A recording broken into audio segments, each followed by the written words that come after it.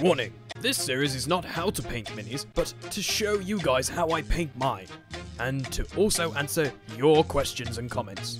Enjoy!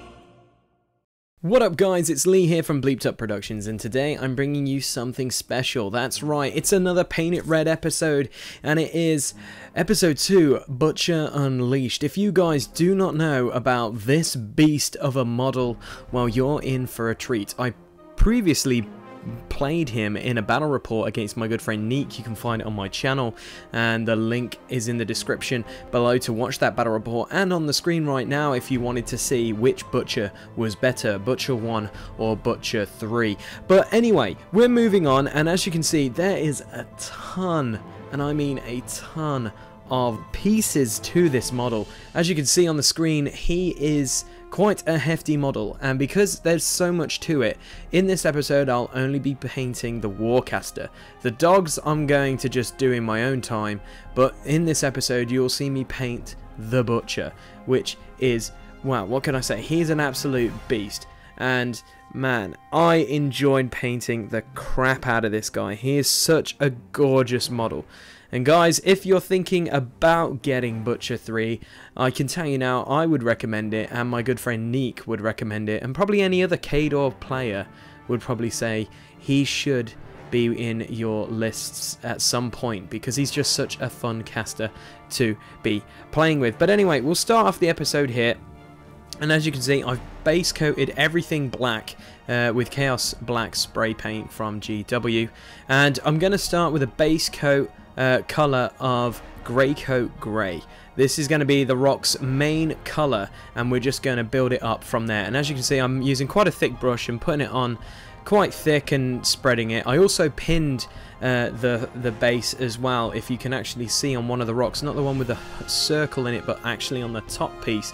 I put a little pin on there to actually secure the Butcher when he is glued onto it a little bit more securely, because he's a bit, you know, should we say he's a bit top heavy. Shall we say, none the least. And as you can see, that is what it looks like when it's done. So we're going to apply something that I like to use all the time with all my Khadorian bases, the old school Space Wolf Grey. I still have this paint. That paint is pretty much, I'm not going to lie, it's probably from the early 2000s, and it is dried up a little bit, but it still does the job.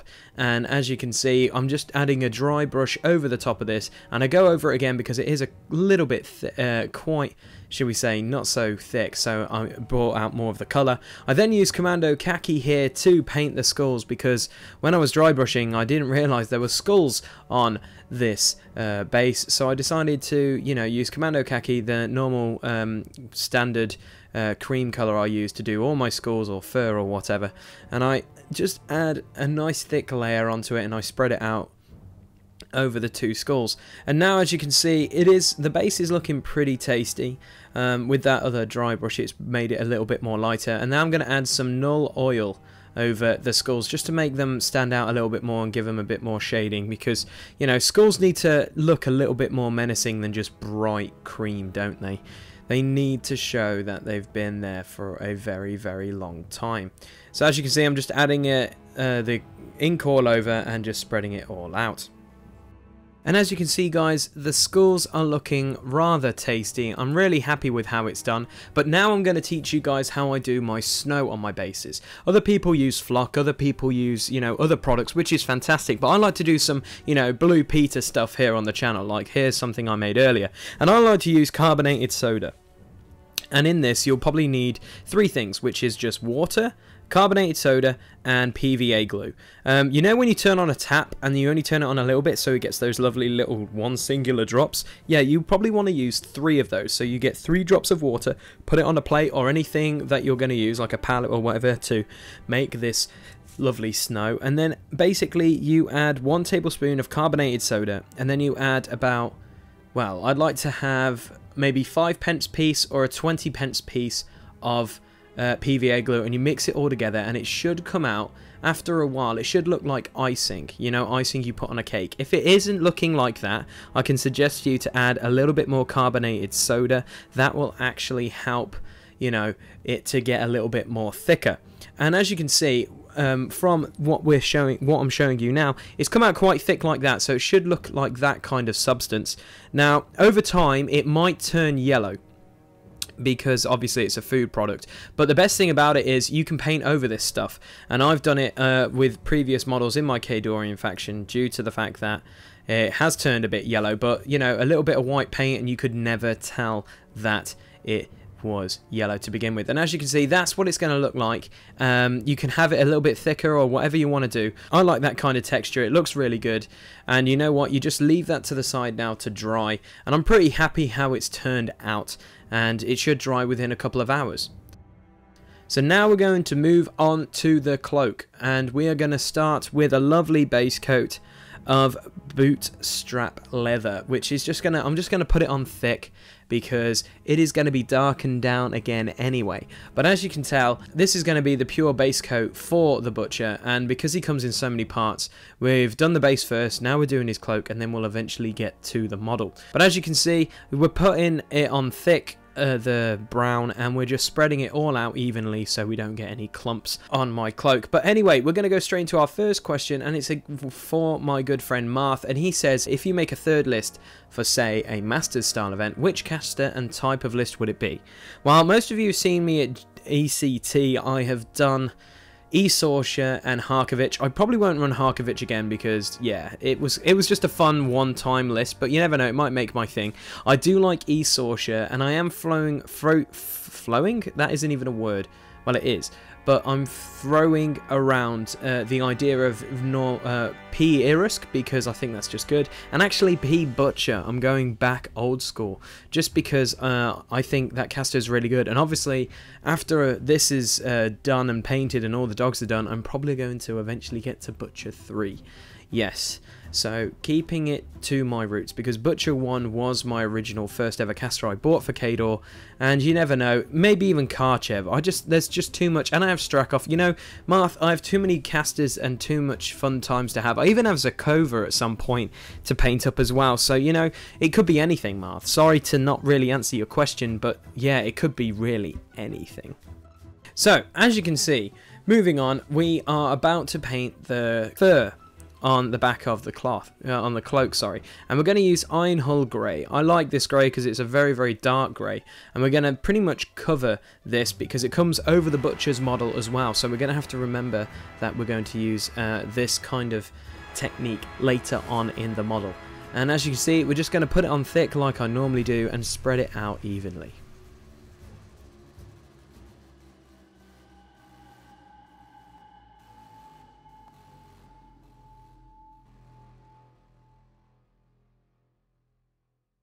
Okay, with the fur complete, we are now going to move on to the furnace, or whatever you want to call it, on the back. And as you can see, it's all over, and I'm really happy with it. And we're going to use lead belcher, basically bulk gun metal, for the furnace, which I'm really happy with because this is just a solid, awesome colour for silver. And as you can see, I had it again quite thick, and we spread it out again.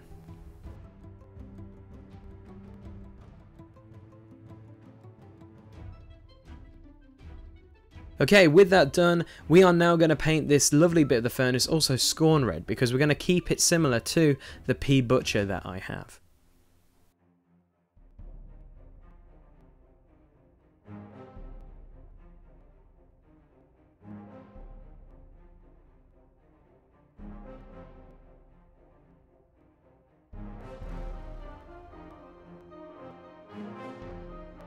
Okay, now that that's dried, we're going to use Shining Gold, or Giesmann's Gold, or however you want to pronounce it, to add the bling to the furnace, which will be the furnace's door and also the nice little rivets that are on the red part of this furnace.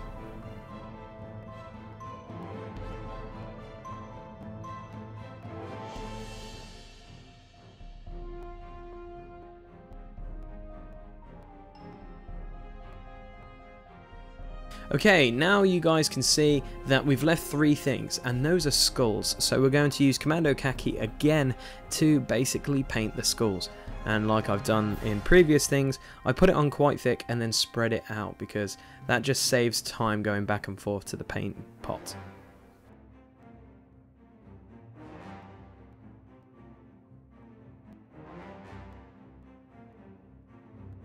Okay, while painting this I realised one of the skulls kind of has a helmet, so we're going to just do a very simple lead bleacher colour over it, and then after that we are actually going to add a Garax Earthshade to the metal to give it kind of that dingy look to say that it's been there for a while.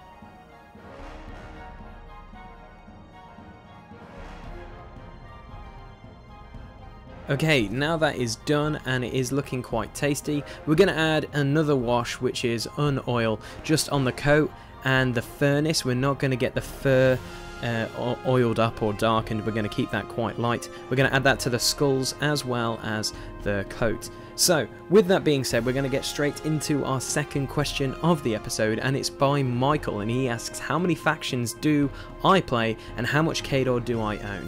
So, Michael, I play, at the moment, technically 2 factions. I play Khador and I play Trollbloods. And the funniest thing is, I do have a Signar army kicking around in my closet because I want to have a really fun Trencher army. So technically I'll be playing 3 eventually. How much Khador do I own? Too much. That could be the answer.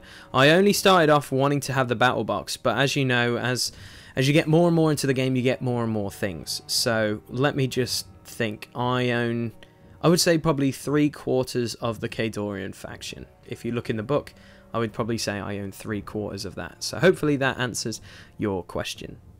Okay, so with that ink wash done, as you can see, it's darkened it down to make it a little bit more gritty, and that's how I like my Khador casters, to look a little bit gritty. So now we're going to add some fur, obviously, like we did with Harkovich. It is going to be Commando Khaki, and we're going to add it all along the bottom, and just like I did in the first episode with Harkovich, I spread it out quite thick, and then I put it on quite thick and spread it out, sorry, and then we'll eventually put it on another wash, which will be another Noil oil to basically darken it down again to give it another gritty look, because obviously if you're going into battle you're not going to be nice and shiny, I believe. So here we go. As you can see, we're just adding it on quite thick and spreading it out again just to add a little bit more to the cloak, and we're almost finished there with the cloak, guys, which is fantastic to see. Okay, I forgot to film this little bit, but as you can see it's quite dark, but I added another dry brush of Space Wolf Grey just in little parts on the fur so it pops out more, because this is going to be like a wolf's kind of hide, so it looks really, really tasty. Yeah, that Space Wolf Grey is one of my favourite paints, and as you can see it makes it really pop out. But we'll move on to our third question, and it's my good friend Neek, which says, what is the list you're planning to play with Butcher Free? It doesn't have to be a concrete list, more just the idea behind it and how it would play. Well, Neek, let's think. I would definitely take probably Beast 09 with him, because Beast 09's really good. It has Thresher, that's a thing.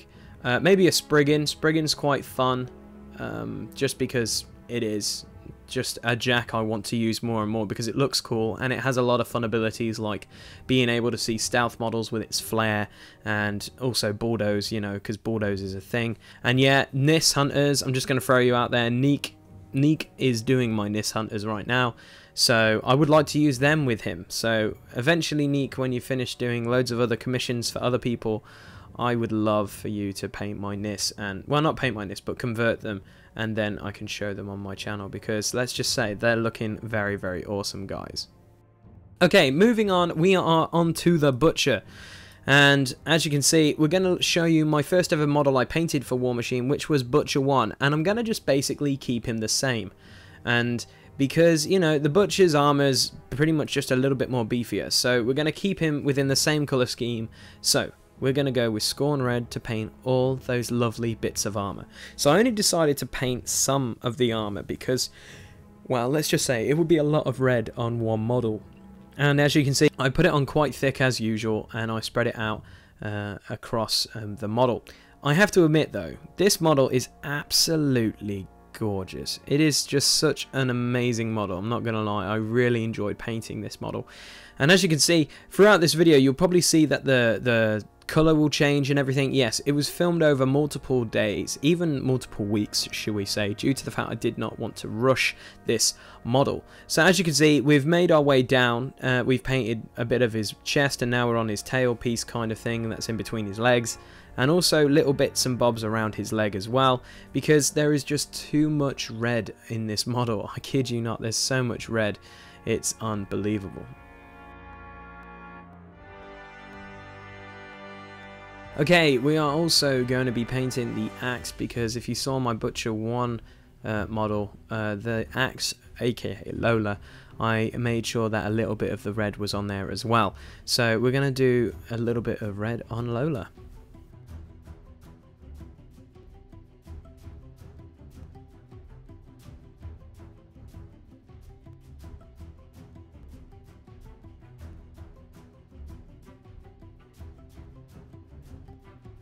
But as you can see, that is a lot of red, and I decided to pin the model to the base because the base was already done and we varnished the base so it wasn't going to be damaged or anything. So I pinned him on, as you can see, and he's very, very sturdy now, and I glued him. And yeah, he looks fantastically massive. So we'll move on to our next question, guys, which is from Josh, which says, what do you think of the Gorlar? And do you have any ideas of how you will use it when it is finally released? So the Gorlar, I honestly really like him. He's got a lot of fun weapons. You know, he's got a pistol hammer, he has an open fist, and he has an auto cannon which is on that open fist, which is pretty good, and it's a gunfighter weapon which is pretty darn awesome. So you can punch with your open fist and then you have your cannon. So you basically have like 3 attacks, I believe. I could be wrong, but I could be right, I'm not so sure. But also it looks like a beefier Kodiak, which it pretty much is. It has the chassis of a Juggernaut and a chassis of a Kodiak, so it's kind of a mixture of both, which is pretty awesome. It has, you know, Pathfinder, which is really good, but it has Virtuoso, which means it can shoot and fight in melee in the same activation. So yes, it will actually have 3 attacks. So let me think straight. I would love to use this guy when he comes out. I think he'll be very good. I probably might run him with a Butcher 3 maybe, just to see how he is. But, you know, I really think he'll be amazing with Andre, you know, our journeyman warcaster. It's just awesome. Really good. I think he's just going to be fantastic. I could really see him well with Sorcerer 2 as well, and Harkovich, and you know what, I think if you break it down, you could see him working really well with a lot of our warcasters. So the Gorlar, that is, well, let's just say, Josh, I'm really looking forward to using him, and you're probably going to see him on this channel because I will be buying him eventually, but that means he'll also have to go on my paint pile. Or he might even end it up on a Paint It Red episode, you never know. So hopefully that answers your question, Josh. Right, now we're moving on to the belly of the beast, literally. We are painting the silver part, or the chest piece of the butcher, sorry, which I believe is kind of like a furnace gate or something, I don't know. Basically, that's going to be painted in lead bleacher silver, aka bolt gun metal, and then we're going to paint loads of other silver on it because this model has a ton of silver on it as well. A lot of silver, a lot of red, a lot of greys, and a lot of black, and a lot of bling, so it's just going to be one of those models where you're going to be coming back and forth with these colours.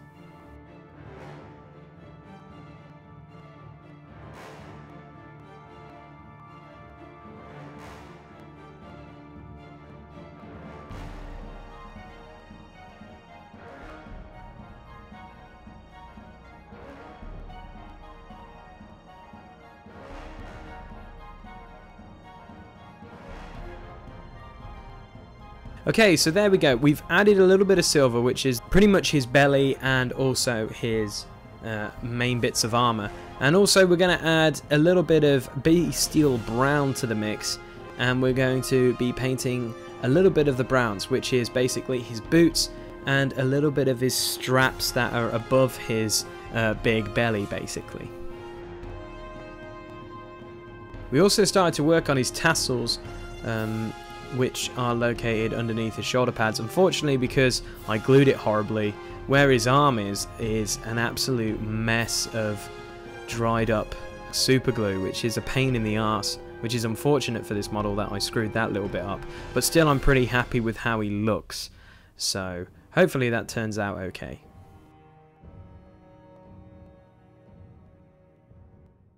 Okay, as you can see, we've added a little bit of brown to everything now, which I'm really happy with, and he's actually looking pretty tasty.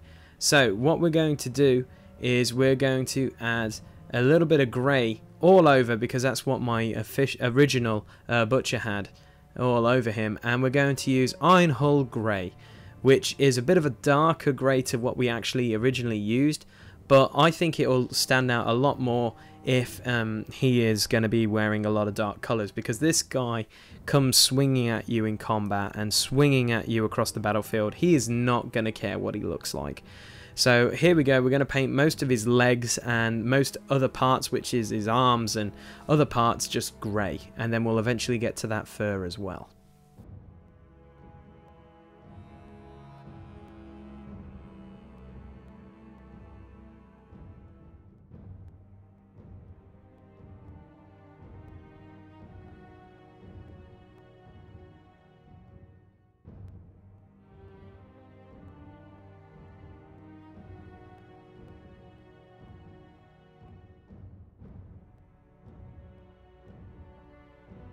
And as you can see, that is the majority of it done. The fur is done and little bits and bobs are done.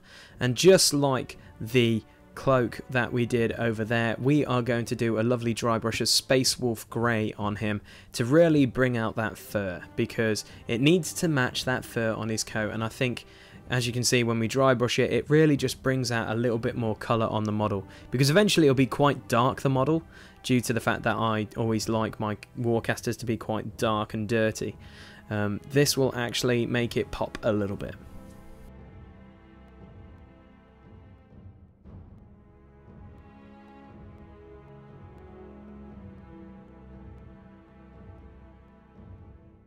And with that being said, guys, we're going to move into our fifth question, which is by Bob Smith, and he asks, the new minion locks, what are your thoughts? Okay, let's start with the beast, which I'm looking forward to seeing across the table, and that is Jagger the Death Charmer. That's right, she is a female gator. That's pretty awesome to begin with. You know, her stats are quite average, but the one thing that makes me like her a little bit is actually her spell list. She actually has a really decent spell list. And you know, that's what actually catches some people off guard, is why, you know, people say minions are pretty terrible, but when you have casters like this with a decent spell list, I don't know why people complain, really. But her feat is pretty awesome as well, which I like, which is when a living or undead enemy non-warlock, non-warcaster warrior model is boxed by an attack while in Jagger's control area this turn, you can take control of it. If you do, the model becomes a friendly undead faction undead solo. It gains Dark Shroud, heals 1 point of damage, and can immediately make 1 full advance. During this movement, the model cannot be targeted by free strikes. The model cannot advance and is removed from play when the Legion of Death expires.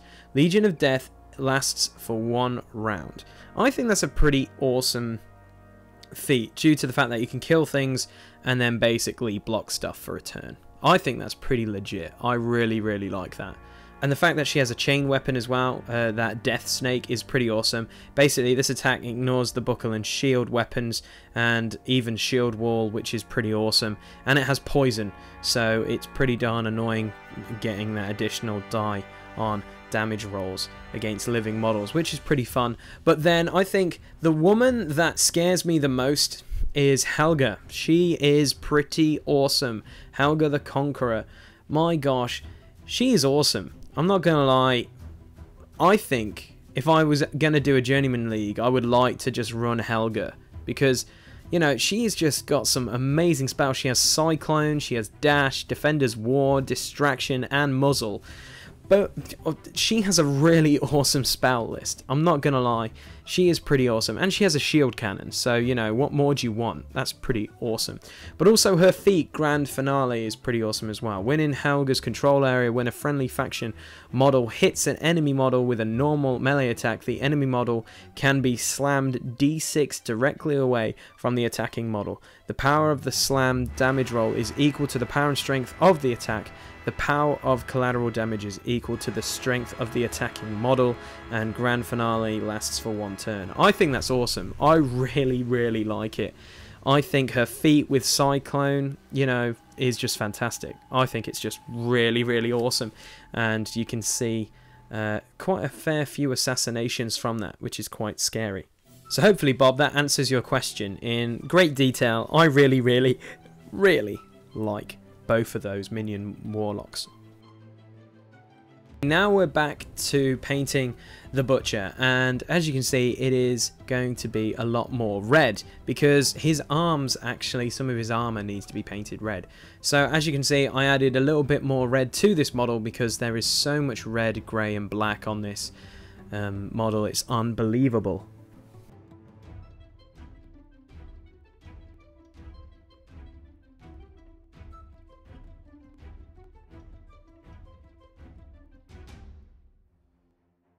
And as you can see, I've painted a little bit more red, but I'm going to stop it there because I need to add another colour, and that is some bling. We need to add bling on to the Butcher, which I like to add a ton of, which I'm going to use Shining Gold.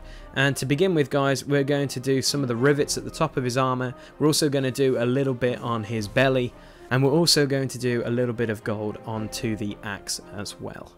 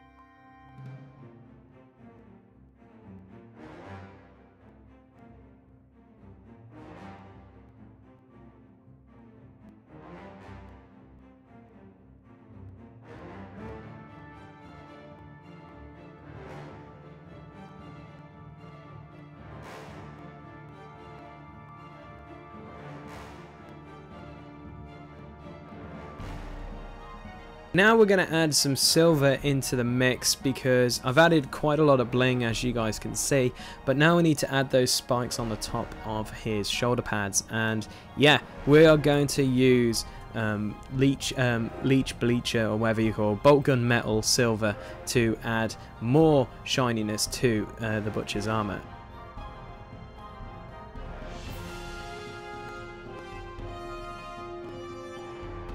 And as you can see, it is looking pretty tasty right now, and I'm really happy how it's looking. So now we're going to add some bootstrap leather actually to the boots and to a little bit of the belt, because we need to add a little bit more colour into this beast of a model.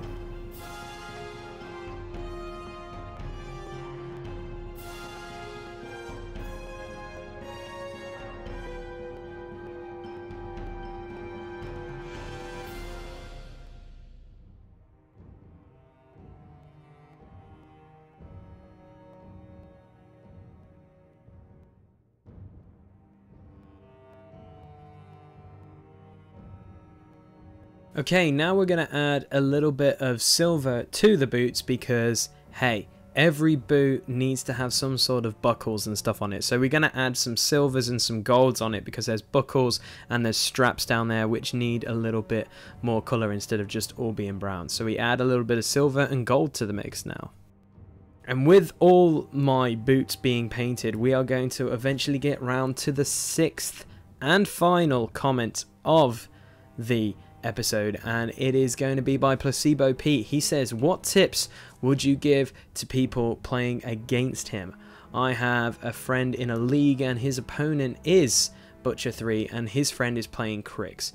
Okay, Well, one thing I remember from, well, I could say watch my battle report on my channel when I faced Nick, or Neek, sorry.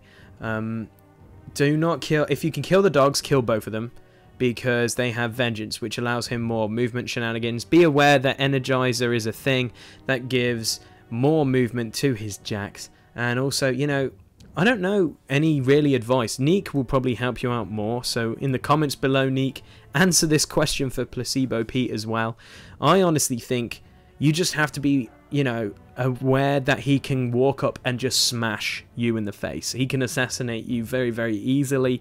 You know, flashing blade is a really horrible spell, and then popping his feet to gain all his focus back to then do that again. It is horrible, so he is a bit of a beast. But you're taking Crix, so Crix, well, let's just say Denegro or anybody can really just stop him. Even P-Scar, I think, can actually stop him as well. So, I don't know. Neek, answer Placebo Pete's question in the comments below, please, as well. Because you've played more games with him than I have. Okay, as you can see, he's slowly coming together, and he's actually looking pretty tasty. I'm really, really happy how he's looking. So now we're going to do his knee pads, which is going to be a mixture of Scorn Red, because obviously we need to keep the red going. We're also going to add some Elven Flesh to paint his head. We're also going to add a little bit of gold and silver again to the knee pads, because they need to have their bling on them as well.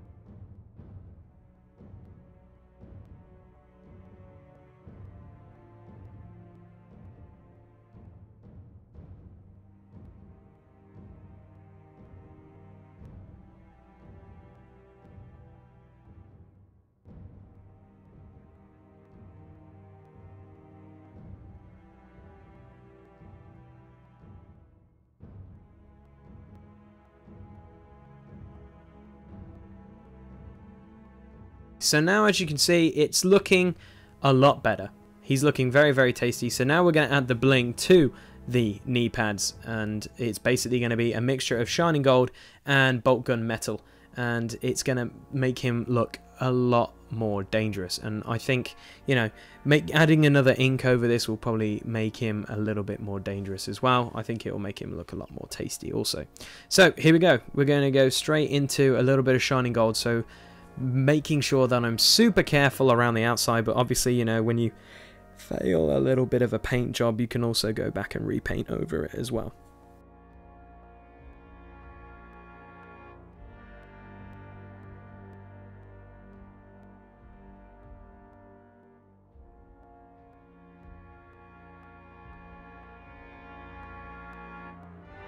Okay, so there his knee pads done. And you know what, we're going to add a null oil wash over him now, which basically is going to darken him and obviously hopefully bring out some of the features of this model, such as his armor and a little bit of his face, but also to make him a lot more gritty, because I seem to do this a lot with my Warcasters recently, because I don't think Warcasters are honestly going to be the brightest looking models on the battlefield. If you think all of them are going to be fighting, they're not exactly going to be in such a clean state to fight. So yeah, as you can see, we're just going to go straight in with an oil wash all over the place.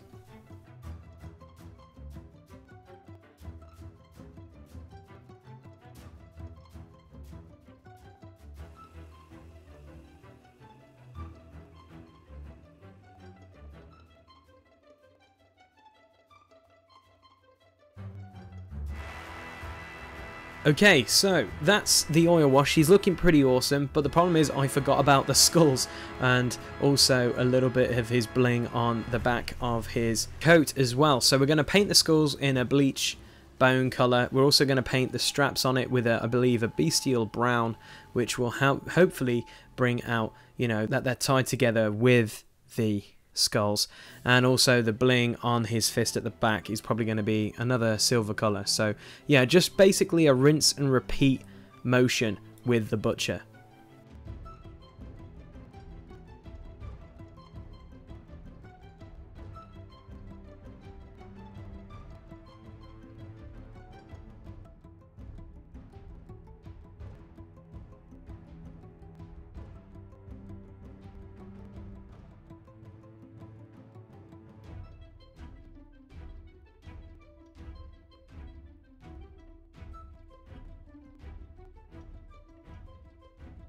And as you can see, guys, now we're going to add an null oil wash over the top to really just bring out the depth of these skulls and also to match the rest of the model also.